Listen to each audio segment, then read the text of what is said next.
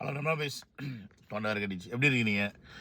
சளி பிடிச்சிச்சு, கொஞ்சம் வேலை பளு, என்ன பண்ணுறதுன்னு தெரில. இப்போ கூட பார்த்தீங்கன்னா தெரியும், எங்கேயோ உட்காந்து போட்டுட்ருக்கேன் வீடியோவை. ஸோ டைம் கிடைக்கும்போது டப்புன்னு வீடியோ பண்ணிடலாம் அப்படின்னு சொல்லிட்டு ஸ்டார்ட் பண்ணுறேன். ஏன்னு கேட்டிங்கன்னா, ஏகப்பட்ட விஷயங்கள் நடந்திருக்கு.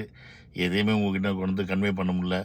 ஒரு சைடு ஜனநாயகம் படத்தோட பிரச்சனை, இன்னொரு சைடு வந்து பார்த்திங்கன்னா சிபிஐ விசாரணை இப்போ போய்கிட்டு இருக்கும்போது, நேற்று பார்த்தீங்கன்னா தளபதியோடைய பிரச்சாரம் வந்து வர ஜனவரியிலேருந்து ஸ்டார்ட் ஆகுது, அது 26ஆந்தேதியிலேருந்து ஸ்டார்ட் ஆகுது அப்படின்னு சொல்லிட்டு பிளேஸ் வைஸ் வந்து நடக்க போகுது அப்படின்னு சொல்லி அந்த அறிக்கை வந்துச்சு.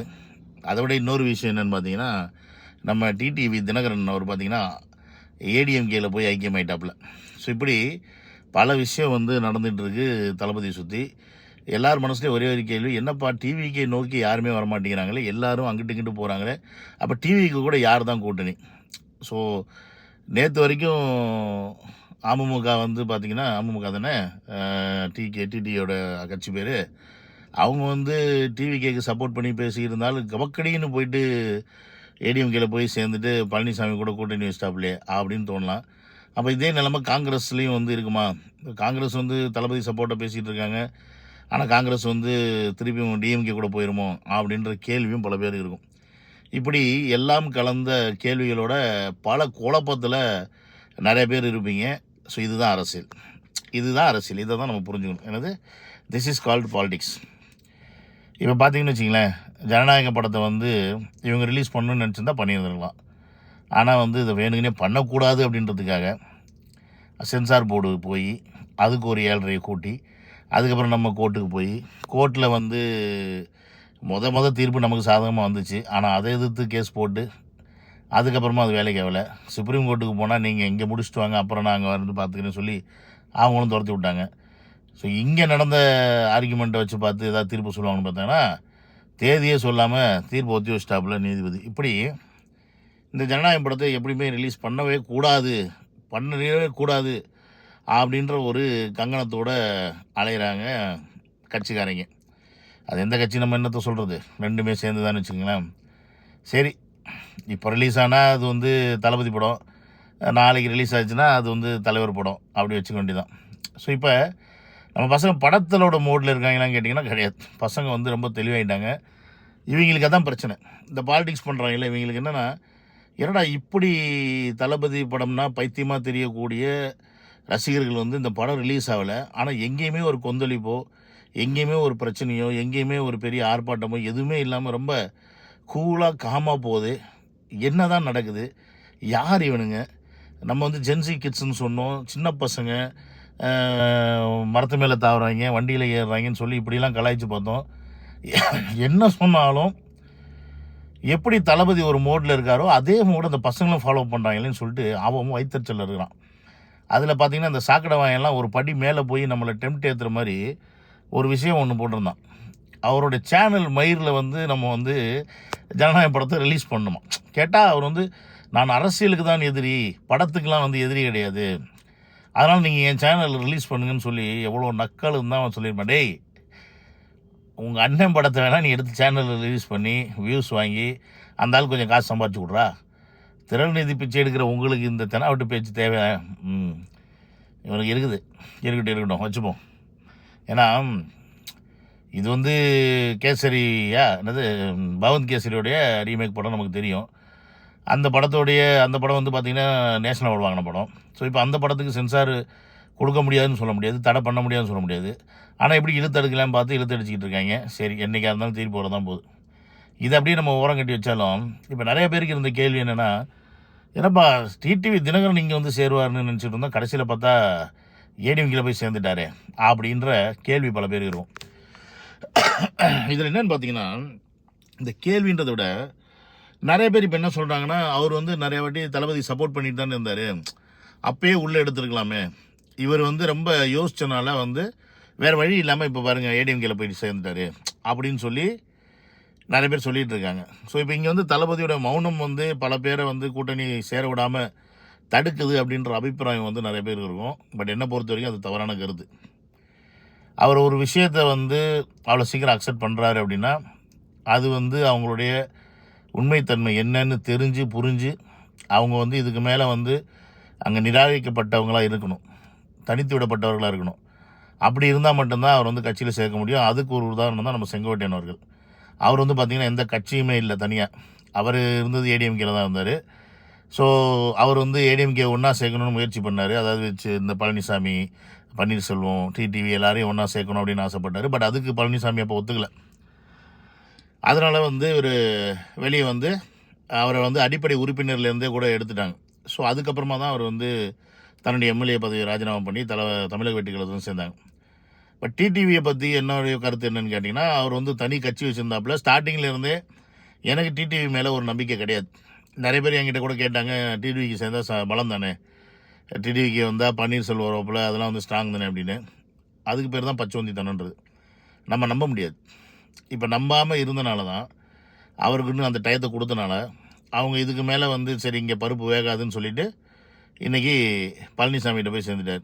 ஒருவேளை டிடிவி வந்து இங்கே சேர்ந்தே இருந்தால் கூட இவங்கெல்லாம் வந்து நாளைக்கு நம்ம எலெக்ஷனில் நின்று ஜெயித்ததுக்கப்புறமா இவங்க நம்ம கூட இருப்பாங்கன்றதுக்கு என்ன கேரண்டி? சப்போஸ் இப்போ டிடிவிக்கு வர்றாரு, ஒரு 10 சீட்டு கொடுக்குறோன்னு வச்சுக்கிங்களேன், ஒரு 10 சீட்டோ ஒரு 15 சீட்டோ கொடுக்குறோன்னு வச்சுக்கோங்க.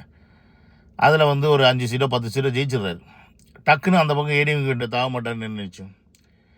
ஸோ இங்கே எல்லாருமே பாலிடிக்ஸ் வந்து பணத்துக்காக தான் பண்ணுறாங்க அப்படின்றத நீங்கள் புரிஞ்சுக்கணும். Everybody is making politics for money. Only 1% தான் அதை பண்ணாமல் பணத்தை விட்டுட்டு வந்து பாலிடிக்ஸ் பண்ண வந்திருக்காரு. அவர் தான் நம்ம தளபதி. ஸோ இங்கே இவங்க எல்லாருமே பணம் பணம் பணம் பணத்துக்கு யார் அதிகமாக வந்து முக்கியத்துவம் கொடுத்து அந்த சைடில் வந்து இழுக்கிறாங்களோ அவங்க போயிடுவாங்க. இவர் வந்து பார்த்திங்கன்னா நம்ம மாங்காமணி கூட அங்கே போயிட்டப்பில் அப்பாவுக்கு உடன்பாடு இல்லை, ஆனால் பையன் அங்கே போயிட்டப்பில். இப்போ ரீசெண்டாக கூட பார்த்தேன், என்னை விட்டுட்டு நீங்கள் பேச்சுவார்த்தை என் மகனுடன் நடத்தினால் நான் பிரதமர் மோடி மேலேயே கேஸ் போடுவேன் அப்படின்லாம் பார்த்தீங்கன்னா நம்ம இவர் யார் ராமதாஸ் வந்து இதெல்லாம் கொடுத்துருக்காரு, அறிக்கையெல்லாம் விட்டுருக்காரு. ஸோ இப்போ நீங்கள் நல்லா யோசிச்சு பாருங்கள், மக்களுக்காக அரசியல் பண்ண வரோன்னு சொல்லிட்டு எங்கே போய் எல்லோரும் சேர்றாங்கன்னு பாருங்கள். ஒரு சைடு என்டிஏ கூட்டணியை ஸ்ட்ராங் பண்ணுறாங்க பிஜேபி, இந்த பக்கம் திமுக ஆல்ரெடி இருக்குது, அது ஒரு சைடு கூட்டணியோட.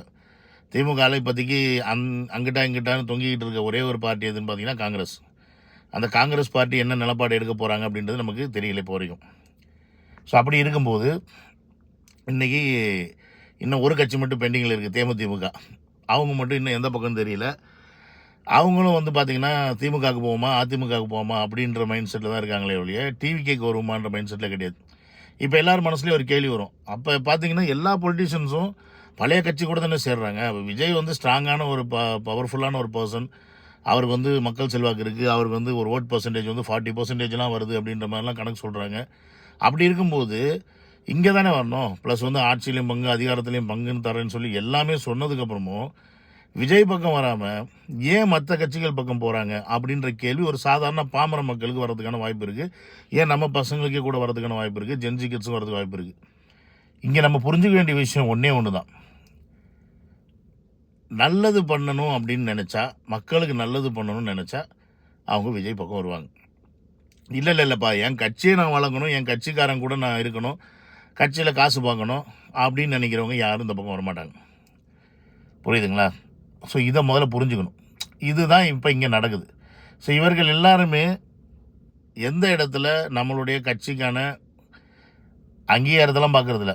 ஒரு 200 கோடி 300 கோடி 500 கோடி கிடைக்குதா, ஏன்னா அடுத்த காலகட்டத்தை ஓட்டணும்ல. ஸோ இவங்க எல்லாருக்குமே வந்து ஒரு சிஎம் ஆகணும் அப்படின்ற எண்ணம் கிடையாது, அதற்கான வாய்ப்பும் கிடையாதுன்னு அவங்களுக்கு நல்லாவே தெரியும். இப்போ தேமுதிக இருக்கட்டும், டிடிவியாக இருக்கட்டும், இல்லை அன்புமணி ராமதாஸாக இருக்கட்டும், யாராக வேணா இருக்கட்டும், இவங்களாம் ஒரு சிஎம் ஆக முடியுமான்னு கேட்டிங்கன்னா ஆக முடியாது. ஸோ அவங்கள பொறுத்த வரைக்கும் சிஎம் கேண்டிடேட்டு 2 பேர் தான், ஒன்று டிஎம்கேல, இன்னொருத்தர் வந்து ஏடிஎம்கேல. அப்போ இந்த 2 கேண்டிடேட்டில் இந்த 2ல் ஏதோ ஒன்று தான் மக்கள் சூஸ் பண்ணுவாங்க. இவ்வளோ காலம் அப்படி தான் இருந்துச்சு. அப்போ அதில் ஏதாவது ஒன்றுத்தில் சேர்ந்துக்கிட்டு நம்ம காசு பார்த்துட்டு நிம்மதியாக இருப்போம். நம்ம எதுக்கு சிஎம் கேண்டிடேட், அது இதுக்கெல்லாம் எதுக்கு போட்டி போட்டு ஆசைப்பட்டுக்கிட்டு. விஜயகாந்த் அவர்கள் இருக்கும்போது ஒரு சிஎம் கேண்டிடேட், அவர் இல்லை அப்படின்னும் போது நம்ம எதுக்கு அப்படின்ற மைண்ட் செட்டில் எல்லாருமே நமக்கு காசு கிடைச்சா போதும்பா அப்படின்ற மாதிரி தான் இருக்கிறாங்க. இதில் வந்து ரொம்ப தெளிவாக நம்ம மக்களோடு நிற்கிற ஒரே தலைவர் யாருன்னு பார்த்தீங்கன்னா தளபதி அவர்கள் தான். ஏன்னா இந்த மாதிரியான அழுத்தம் வந்து எந்த அரசியல்வாதிக்கும் கொடுத்துறது கிடையாது, கொடுக்கவும் மாட்டாங்க. ஒரு பக்கம் படத்தை போட்டு அடிக்கிறாங்க, இன்னொரு பக்கம் சிபி விசாரணைன்னு சொல்லிட்டு சம்மன் அனுப்புகிறாங்க. அது மேலே அவதூறு மீது அவதூறுனா அப்படி ஒரு அவதூறு பரப்புகிறாங்க. ஜான ஆரோக்கியசாமி மேலே வந்து அவதூறு பரப்புகிறாங்க. இப்படி இஷ்டத்துக்கு ஒட்டுமொத்த மீடியாவும் பெண் நிறுவனம் பார்த்திங்கன்னா அவதூறு மட்டும்தான் பரப்புதே ஒழிய அங்கே உண்மை நடந்துச்சு அப்படின்றது சொல்கிறதே கிடையாது. இப்போ சிபிஐ விசாரணை இவங்கெல்லாம் பக்கத்தில் உட்காந்து கேள்வி கேட்கும்போது கூட இருந்த மாதிரியே வந்து அறிக்கை விடுவாங்க பாருங்கள். அதெல்லாம் நினைக்கும் போது தான் வயிற்றுச்சலாக இருக்குடே. 2026 காலகட்டத்திலே நீங்கள் இப்படி பண்ணுறீங்கன்னா அப்போ இதுக்கு முன்னாடி இந்த சோஷியல் மீடியா இந்த மாதிரி விஷயங்கள்லாம் வரதுக்கு முன்னாடி அப்போ நீங்கள் என்னென்ன அழிச்சாட்டியம் பண்ணியிருப்பீங்க, அப்போ எவ்வளோ மக்களை ஏமாத்திருப்பீங்க அப்படின்றது இப்போ தான் நமக்கு புரியுது. ஸோ மக்களாகிய நீங்கள் இதெல்லாம் புரிஞ்சுக்கணும். ஸோ அரசியல் அப்படின்றது மக்களுக்காக ஒருத்தர் வர்றாரு அப்படின்னா அவர் கூட நிற்க வேண்டியது மக்கள் தான். இப்போ இத்தனை கட்சி அங்கே போகலாம், அந்த கட்சிக்கு ஓட்டு போடுறவங்க அந்த கட்சியில் இருக்கக்கூடிய ஒரு 10 பேர், அந்த பின்னாடி ஒவ்வொரு தலை பின்னாடி இருக்கக்கூடிய ஒரு 10 பேர் அவங்க சேர்ந்தவங்க போடுவாங்க. ஏன்னா அவங்களுக்கு அதில் லாபம் இருக்குது. ஆனால் பொதுமக்களுக்கும் மக்களுக்கும் ஒரு நல்லது நடக்கணும், நல்லது செய்யணும்னு ஒருத்தர் வந்திருக்காரு அப்படின்னா அது தளபதி அவர் தான். அவரை நம்பி அவருக்கு ஓட்டு போட்டு நம்ம வந்து 2026 சிஎம் ஆக்கணும் அப்படின்னா தமிழ்நாடு ஒரு சிறந்த நாடாக விளங்கும் அப்படின்றது என்னுடைய கருத்து. இது உங்களுக்கு சரின்னு பட்டுச்சுன்னா, என் கருத்து உங்களுக்கு சரின்னு பட்டுச்சுனாலும் நீங்கள் என்ன பண்ணுங்கள், இந்த வீடியோவை லைக் பண்ணுங்கள், ஷேர் பண்ணுங்கள். இது ஒரு ஜென்ரல் வீடியோ தான். ஏன்னு கேட்டிங்கன்னா இப்படி இவ்வளோ சூழ்நிலை நடந்துகிட்ருக்கு. இது எல்லாத்துலேயும் ஒரு ஜென் மோடை கடைபிடிக்கிறாரு பாருங்க தளபதி. அப்படியே ஒரு அமைதி. இந்த அமைதி தாங்க ஒருத்தனையும் இன்றைக்கி வந்து அப்படியா இப்படியா அப்படியான்னு சொல்லி தாவ வச்சுக்கிட்டு இருக்கு. இதெல்லாம் நடக்கட்டும்னு விட்டுட்டு ஜனவரி 26க்கு அப்புறமா தளபதியோட அதிரடி இருக்குது, அதில் மாற்றுக்கிறது கிடையாது. எலெக்ஷனுக்கு முன்னாடி என்ன வேணால் நடக்கலாம், எப்படி வேணால் நடக்கலாம், யார் கூட வேணால் மாறலாம், சேரலாம். இப்படி பல விஷயங்கள் இருக்குது. Let's wait and see. யார் சேர்ந்தாலும் சேரலைனாலும் மக்கள் நாம் தளபதி கூட நின்னோம் அப்படின்னா இவங்க எத்தனை பேர் ஒன்றா வந்தாலும் ஒன்றுமே பண்ண முடியாதுன்றது மட்டும் நம்ம புரிஞ்சுக்கணும். இந்த புரிதல் இருந்துச்சுன்னு வச்சுங்களேன், நம்மளுடைய வாழ்க்கை நல்லாயிருக்கும் அப்படின்றத நீங்களும் புரிஞ்சுக்குவீங்க. வரப்போகிற காலகட்டத்தில் அப்படி ஒரு வாழ்க்கையை வந்து வாழணும் அப்படின்னா நம்ம தேர்வு செய்ய வேண்டிய ஒரே ஒருத்தர் தமிழக வெற்றி கழகத்தின் தலைவர் தளபதி விஜய் அவர்கள் அப்படின்றத சொல்லி இந்த வீடியோ முடிச்சுக்கிறேன். See you on another video. Love you all. Take care. Bye-bye.